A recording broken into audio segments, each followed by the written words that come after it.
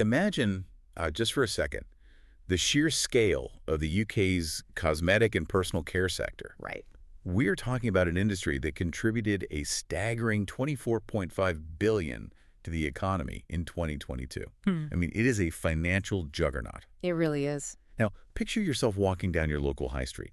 You step into this, pristine, brightly lit clinic, sit back in a plush leather chair, and prepare to get a dermal filler injected into your face. As so many people do every single day. Exactly. And you naturally assume the person holding that needle is highly qualified. You assume they're heavily regulated. You assume they carry, like, comprehensive medical insurance in case something goes wrong. Because why wouldn't you? Right.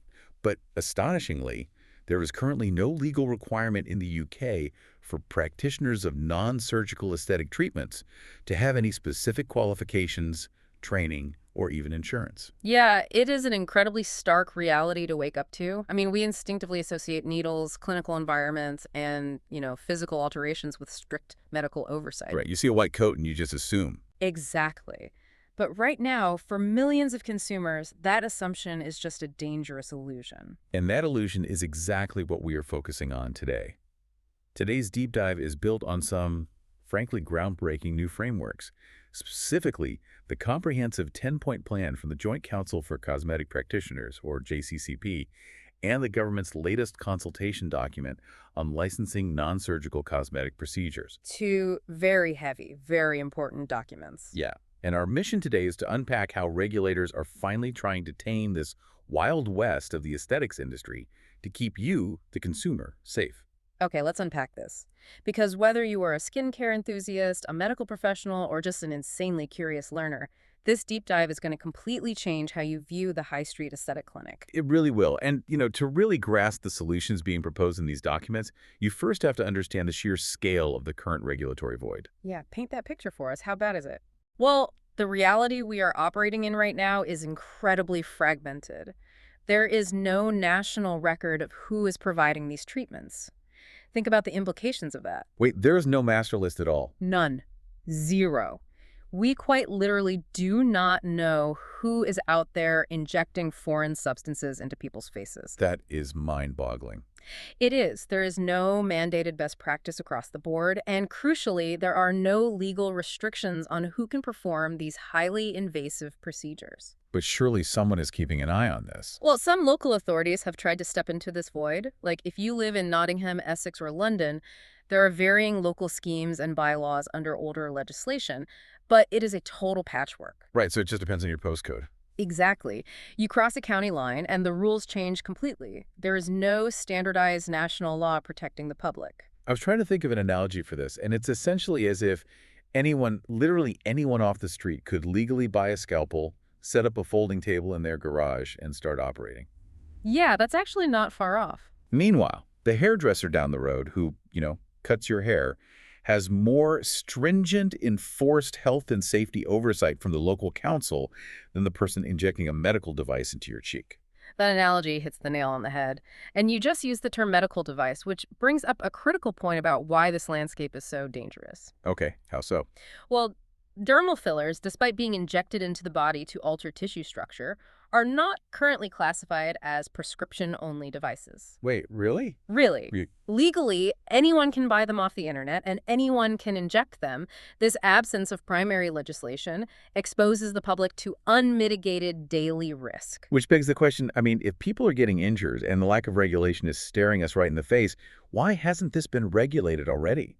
Is it simply because the traditional medical world views these procedures as purely cosmetic and just dismisses them as vanity? What's fascinating here is exactly that legal blurring of lines. It really all comes down to how the law defines what is a medical procedure versus something that is purely cosmetic.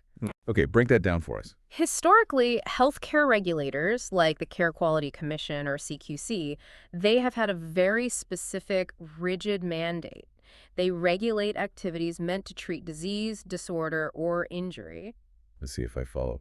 It's like having a city building inspector who is only legally allowed to check buildings that are currently on fire. Oh, that's a good way to put it. Like, if a building is structurally unsound, full of hazards, but not actually burning at that exact moment, the inspector just has to shrug and walk away. That is exactly how it works. If a procedure doesn't have a strict, demonstrable health-related component, say you are having a filler injected solely to change the shape of your jawline for aesthetic reasons, it falls outside the definition of treating a disease or injury. So it's a loophole. A massive one. It historically fell right into a massive regulatory blind spot. The CQC couldn't touch it, and no one else was legally empowered to step in and monitor the safety. So because it was deemed vanity instead of medicine, it just slipped through the cracks of the law. Precisely. But the government's consultation document is finally proposing a structured way to close those cracks, right? They are proposing a 3-tier traffic light licensing scheme to categorize the physical risks of every procedure on the market. Yes, and this represents a massive paradigm shift. Instead of ignoring the industry, the government is attempting to categorize procedures strictly by their level of complexity, their invasiveness, and the specific physiological complications they present. Walk us through this framework, because if you ever plan on getting a treatment, understanding where your procedure falls is absolutely crucial. Start with the green category. So green is deemed the lowest risk of complications. Under the proposal, all licensed practitioners, even those without a medical degree, can perform these procedures, provided they meet agreed baseline hygiene and training standards. What kind of treatments are we talking about here? We are talking about treatments like microneedling, superficial chemical peels, intense pulsed light or IPL therapies, and micropigmentation, which includes things like microblading for eyebrows. But wait, how do those actually work? Because microneedling literally has the word needle in it. Why is that considered low risk? Yeah, it sounds intense, but it's all about the depth of penetration and the potential for systemic harm. Microneedling involves a device creating thousands of tiny superficial punctures in the outermost layer of the skin to stimulate collagen production. Okay, so it's right on the surface. Right. It bleeds, yes, but it doesn't enter deep tissue spaces or major blood vessels. Similarly, IPL uses scattered light energy to target pigment in the skin, and superficial peels use mild acids to exfoliate dead cells. So it's about the physiological stakes. Exactly. The key with the green category is that while these procedures do penetrate the skin or use energy, the potential for catastrophic, irreversible physical harm like organ failure or blindness is relatively low. They still require strict hygiene to prevent infections, obviously, but the stakes are lower. Okay, that clarifies the baseline. But let's step up to the amber category. This is medium risk. What falls in here? The amber category really shifts the rules. Non-healthcare professionals can still perform these, but they must be licensed, and crucially, they must have relevant oversight by a named, regulated healthcare professional. And what's on this list? This category includes botulinum toxin, widely known as Botox. It includes dermal fillers injected into the face, weight loss injections used off-label for cosmetic purposes, and platelet-rich plasma therapy. Platelet-rich plasma. Is that what people on social media call the vampire facial? It is, yeah. And the mechanism there is exactly why it sits in the amber category. PRP involves a practitioner actually drawing the patient's own blood from their arm, spinning it down in a centrifuge machine to isolate the platelet-rich plasma, and then re-injecting that plasma back into the face. That sounds incredibly medical. It is. You are dealing with drawing blood, processing it outside the body, and re-injecting it. The risk of transmitting bloodborne pathogens or causing severe infection if that centrifuge isn't sterile is significant. Here's where it gets really interesting, though. I have to push back on this entire amber category. Okay, go for it. Injecting a gel into someone's face, drawing and spinning their blood, or handing out prescription weight loss drugs, that is only considered medium risk. I know, it sounds counterintuitive. Right. To me, anything involving a needle, drawing blood, or a prescription drug sounds like it should be strictly in the medical lane. Why is the government proposing to let non-healthcare professionals do this at all? You are definitely not alone in thinking that. It is the single most hotly debated aspect of this entire regulatory overhaul. The medical community often shares your exact sentiment. So why do it? Well, the rationale behind keeping these procedures amber rather than moving them to the strictly medical red category is rooted in pragmatism. The government and the JCCP acknowledge a difficult truth. There are already thousands of non-medical practitioners, like beauty therapists, performing these injections on the high street right now. Ah, so the logic is if you ban them outright, you don't actually stop the practice. No, you just drive an enormous, highly profitable industry completely underground. And if it goes underground, it becomes completely invisible to regulators. Precisely. Instead, the amber category demands clinical oversight. By allowing non-medics to practice under a license, the government brings them into the light. I see. But the absolute necessity of the amber category is that oversight component. It means having a prescriber legally tethered to that procedure. So there's accountability. Yes. It is less about the physical act of pushing the plunger on the syringe, which, frankly, a beauty therapist can be taught to do safely, and entirely about having a medical professional accountable and available to step in the second something goes wrong. That makes sense. And that sets up the red category perfectly then. If amber is a compromise, red must be the absolute limit. Oh, absolutely. Red is the highest risk tier. These procedures are restricted strictly to qualified, regulated healthcare professionals. No exceptions. So no high street salons. Exactly. Furthermore, they cannot be done in a standard high street shop at all. They must be performed out of CQC-registered premises. What pushes a procedure into the red zone? The red category represents procedures that carry profound risks of permanent disfigurement, systemic organ failure, or require surgical intervention. Take deep phenol chemical peels, for example. How does that differ from the green category peels? Well, unlike the superficial peels, a phenol peel penetrates so deeply into the skin that the chemical is actually absorbed into the bloodstream. Phenol is highly toxic. If it is absorbed too quickly, it can cause severe cardiac arrhythmias. Wow.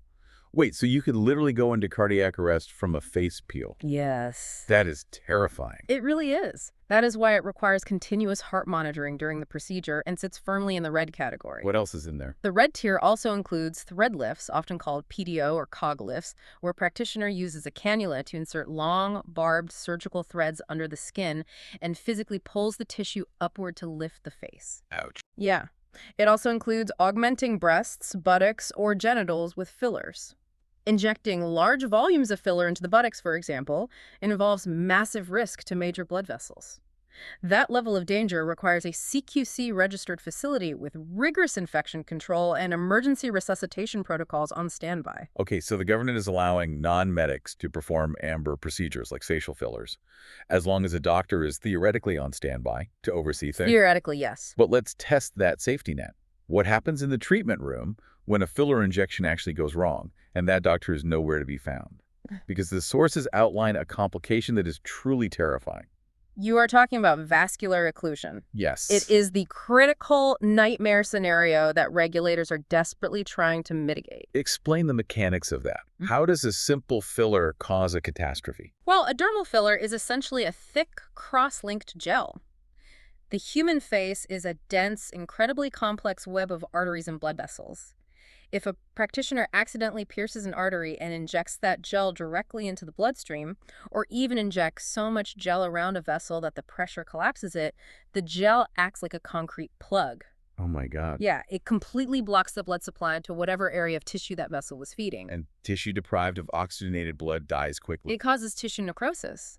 The skin turns white, then mottled, and eventually dies and sloughs off, leaving permanent scarring. That is awful. But it gets worse. How can it get worse? The arteries in the face are interconnected. If a practitioner accidentally injects filler into an artery near the nose or forehead under high pressure, that gel can actually be pushed backward through the vascular system, past the eye, and block the ophthalmic artery. No way. Yes. And when that happens, the patient is blinded. Irreversibly. In an instant. That is horrifying, just from a cosmetic filler. Exactly. And the consultation document highlights a crucial, very narrow window to fix this. If an occlusion happens, you have about 4 hours to take prompt action before the damage becomes permanent. 4 hours, that's it. The practitioner has to immediately flood the area with an enzyme called hyaluronidase, or hyalase, which literally breaks down and dissolves the hyaluronic acid filler, clearing the blockage. But here is the massive catch. Hyalase is a prescription-only medicine. Which is exactly why the oversight model in the amber category is so vital and why the current lack of regulation is so dangerous. Because they can't get it. Right. Right now, an unregulated non-medical practitioner can legally buy and inject the filler, but because they are not a doctor or prescribing nurse, they cannot legally keep the antidote, the hyalase, in stock. They can create the emergency, but they are completely unequipped to reverse it. Which brings us to the dark underbelly of how some practitioners bypass this rule. The sources outline the terrifying reality of remote prescribing. Oh, this is a massive issue. Because to get around the law, some unregulated practitioners use doctors who prescribe Botox or emergency hyalase via a quick video call. or sometimes just an online questionnaire. The prescribing doctor never physically sees the patient. It is a severe breach of professional medical standards. Professional statutory regulatory bodies strictly forbid prescribers from authorizing prescription-only medicines without a thorough face-to-face physical assessment. Yet some clinicians still do it for a fee. Just for a quick payday. Exactly. They're operating commercially led prescribing networks. That's like an air traffic controller trying to guide a commercial jet in for a landing when they can't even see the plane on their radar. They're just guessing based on a phone call. That is an excellent way to frame it. When prescribers operate remotely like this, they completely fail to assess the patient's physiological suitability. And critically, if that vascular occlusion occurs, that remote doctor is usually hundreds of miles away and completely unavailable to physically manage the complication. I want you, the listener, to really put yourself in that chair. Imagine you've just had a complication. The skin on your nose is turning white because the blood flow has stopped. You are staring at the clock, knowing you have 4 hours. That's a terrifying thought. And you realize the person holding the needle has no legal access to the antidote, no insurance to cover the reconstructive surgery you're going to need, and there is no supervising doctor on site because the prescription was bought online. It is a systemic failure of patient safety. And what makes it even more troubling is our inability to fully track the scale of these failures. We don't even have the data. Exactly. The JCCP is urgently demanding mandatory national complications reporting. Currently, the primary mechanism the government relies on is the MHRA's Yellow Card scheme, which tracks adverse reactions to medicines and devices. Wait, but if the practitioners causing the damage are unregulated, they aren't going to report themselves to a government database, are they? Exactly. There is massive underreporting. Unregulated practitioners have absolutely no legal obligation to report their own adverse incidents. I mean, why would they voluntarily go on record to admit they caused a vascular occlusion or blinded someone? They wouldn't. Furthermore, the patients themselves largely don't even know the Yellow Card scheme exists. So the government is trying to make policy while operating in the dark, completely lacking the hard data needed to show exactly how much it is costing the NHS to surgically fix these botched procedures. Okay, we've explored the physical dangers, we've untangled the regulatory loopholes, but I really want to explore the psychology of this industry. It's a huge component. Because how do we even get into that chair in the first place? How are these risky medical procedures being normalized and sold to the public as if they were just a haircut or a manicure? If we connect this to the bigger picture, the lack of transparent information isn't just a physical safety issue, it is a profound mental health crisis. The aesthetics industry doesn't exist in a vacuum. It is driven by consumer demand, and that demand is heavily manipulated by modern marketing. The social media pipeline is undeniable. You open an app, and you are immediately bombarded with edited, filtered, artificially enhanced images that create completely unattainable expectations for human faces. It's constant. Yeah, and the sources point out that this advertising frequently targets vulnerable individuals, exploiting underlying emotional and psychological challenges like body dysmorphia. This is a major focus for the JCCP, which is why they are actively partnering with the Mental Health Foundation. They are pushing back hard against unethical marketing practices, specifically the gamification of medical procedures. Gamification? You mean like those social media posts where a clinic has a spinning prize wheel and you can win a free syringe of lip filler? Exactly that. The JCCP argues that offering competitions, prizes, and 2-for-1 promotional discounts for medical aesthetics completely undermines the seriousness of the intervention. And trivializes it. It does. It treats a medical procedure with serious physiological risks, like a trip to a casino. They are also demanding a strict crackdown on the advertisement of prescription-only medicines. It is currently a breach of Advertising Standards Authority guidelines to advertise a prescription medicine directly to the public, yet you see it constantly on Instagram and TikTok. Oh, people literally put the word Botox in neon lights in their shop windows. All the time. But there is one area where the law has actually managed to draw a hard, uncompromising line regarding psychological vulnerability, and that involves minors.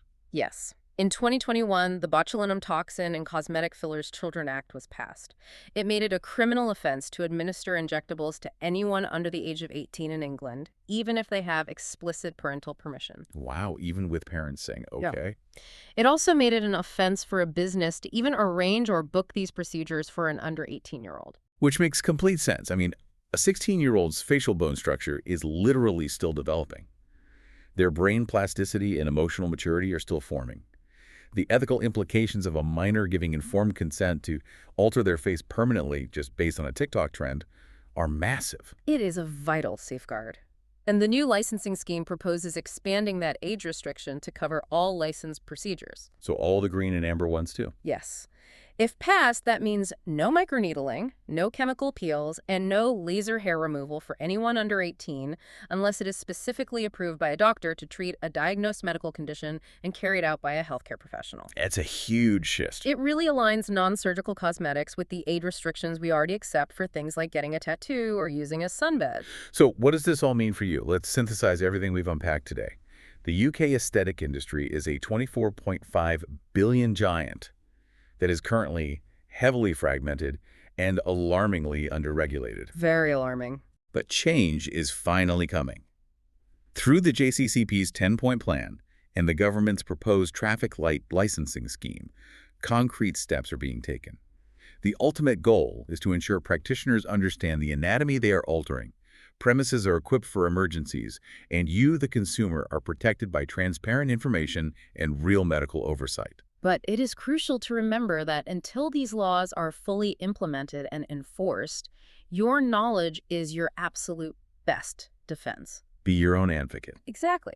The next time you look at a glossy clinic menu or a targeted ad offering a discount on fillers, you need to ask the hard questions. Don't just look at the price tag. Ask, who is the named prescriber overseeing this clinic? What is your exact redress scheme if I suffer a vascular occlusion? Are you listed on an accredited, verifiable register like SafeFace for healthcare professionals or the JCCP register? Protect yourself first, because, going back to where we started, while regulators are finally trying to close the garage door and take the scalpel out of untrained hands, we have to ask ourselves something bigger. Oh, for sure. As cosmetic technologies evolve at breakneck speeds with new devices, hybrid laser machines, and aesthetic trends going viral on social media every single week, will the law always be stuck playing an endless game of catch-up with our own deep-rooted desire to alter our bodies? Something to think about.